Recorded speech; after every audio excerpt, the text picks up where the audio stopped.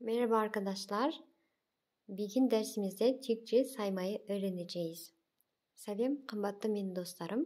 Бүгінгі сабағымызда түрік тілінде қалай санайды, соны үйренетін боламыз. Негізі түрік тілі мен қазақ тілі бір-біріне қатты ұқсайды. Сол үшін де сіз бір көрген кезде оп-оңай үйреніп алатын боласыз. Тек қана шамалы айырмашылықтар болуы мүмкін. Кейбір сандар басқаша айтылады, және де қазақ тіліндегі сандар шамалы басқаша оқылуы мүмкін.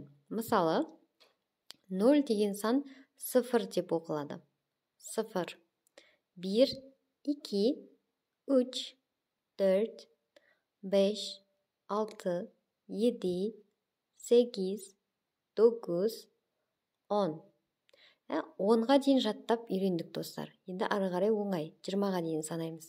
11, 12, 13, 14, 15, 16, 17, 18, 19, 20. Ары қарай 21, 22 осылай санай бересіз. 30-ға дейін. 30 ол 30. 40, 40. 50, 50.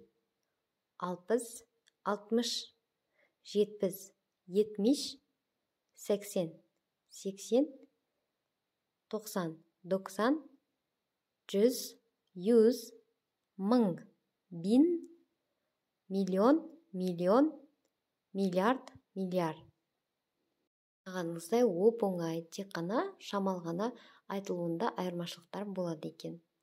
Ендеше достар, мына мысалдармен бірге жаттығайық. 25, 25, 59, 59, 583, 583, 1712, 1712, 3471, 3471. Байқағаныңыздай, қазақ тілінде қатты қалай айтылады, түрік тілінде де солай айтылады екен. Бірақтан да шамалы ғана айырмашылықтар болады екен.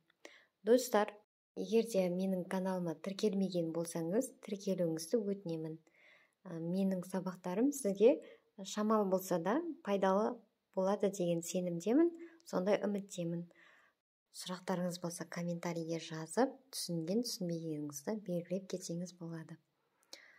Ендеше достар, келесі сабақта көріскенше сау саламатта болыңыздар.